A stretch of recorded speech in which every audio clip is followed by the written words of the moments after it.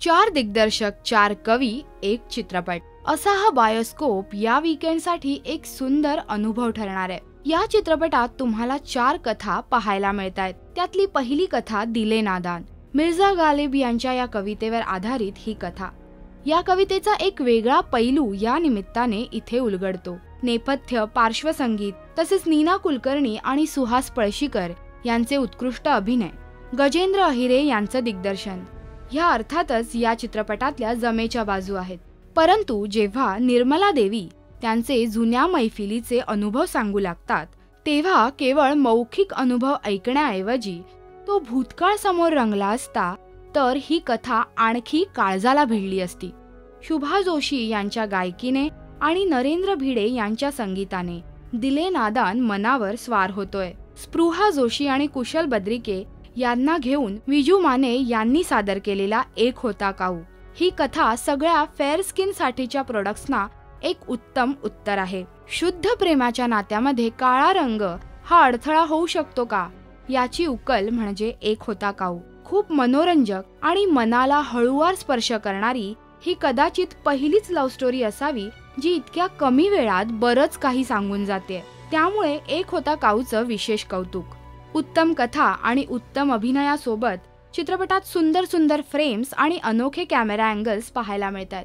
तरीही सिनेमॅटोग्राफीमध्ये थोडे 19-20 दिसून येतात।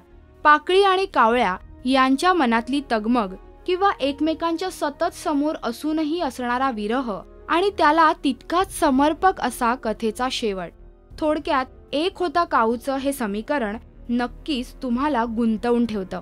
बैल, गिरीश मोहिते यांची कथा। यांनी साकारलेली ही कथा विदर्भातल्या शेतकऱ्याचं शोषण पडद्यावर आणते। भांडवलदारी समाजात कच्चा माल पुरवणारा शेतकरी कसा मागे पडलाय किंवा त्याची इतकी अधोगती झालीये की आयुष्य संपवणं हाच एकमेव उपाय राहिलाय।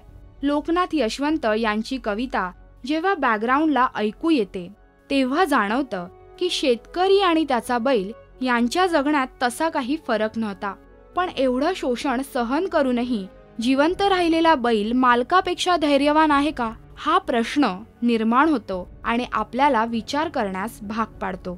मंगेश देसाई आणि स्मिता तांबे यांचा उत्कृष्ट अभिनय, अगदी सहज सुंदर चित्रीकरण, छायांकन, परिस्थितीची दाहकता समजावताना मेंटेन केलेला उष्ण पिवळा रंग, ह्या अशा छोट्या छोट्या गोष्टींमधून हा चित्रपट पूर्णपणे आपल्यापर्यंत पोहोचतो। विजय तेंडुलकर यांची कथा जेव्हा रवी जाधव पडद्यावर रंगवतात आणि जेव्हा या कथेला संदीप खरे, सलील कुलकर्णी, मृण्मयी देशपांडे, वीणा जामकर यांची साथ मिळते, तेव्हा कलाकृती किती उत्कृष्ट बनू शकते याचं उदाहरण म्हणजे मित्रा।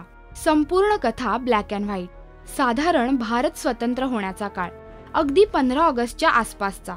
एका मोठ्या गुलामगिरीच्या पिंजऱ्यातून बाहेर पडून पहिल्यांदाच नव्याने स्वातंत्र्याला सामोरे जाणाऱ्या या समाजाचा रंग कोणता असेल ठाऊक नव्हते। स्त्रीला स्त्रीचं आकर्षण असणं हे चुकीचं की बरोबर हे माहीत नसलेला हा काळ, अशा स्त्रीच्या प्रेमात पडणाऱ्या एका मित्राची द्विधा, या द्विधेला, या उदासीनतेला कोणता रंग असू शकतो माहीत नाही। म्हणूनच कदाचित हा ब्लॅक अँड व्हाईट रंग संपूर्ण चित्रपटात दिसतो। या कथेला राष्ट्रीय पारितोषिक का मिळालं याचं उत्तर हा चित्रपट पाहिल्यावर नक्की मिळतं। तेंडुलकरांचे लिखाण नेहमीच अवाक करणारं होतं, पण या कथेचा काळ आणि परिस्थिती पाहिली की वाटतं की तेव्हा इतर लोक काय विचार करत होते आणि तेंडुलकर कुठे पोहोचून विचार करत होते। या 4ही कथा प्रेक्षकांच्या मनात सतत भावनांचा डोंगर उभा करतात आणि मग या प्रत्येक कथेचा शेवट हा डोंगर फोडतो।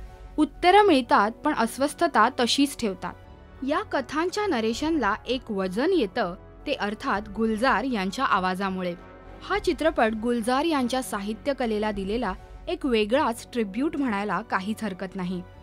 मी या चित्रपटाला देतेय 3.5 स्टार्स, पण तुम्ही थिएटर्समध्ये जा आणि हा चित्रपट नक्की पहा आणि तुमचे रिव्ह्यूज म्हणण्यापेक्षा तुम्ही काय शिकलात हे या व्हिडिओच्या कमेंट सेक्शनमध्ये नोंदवायला विसरू नका।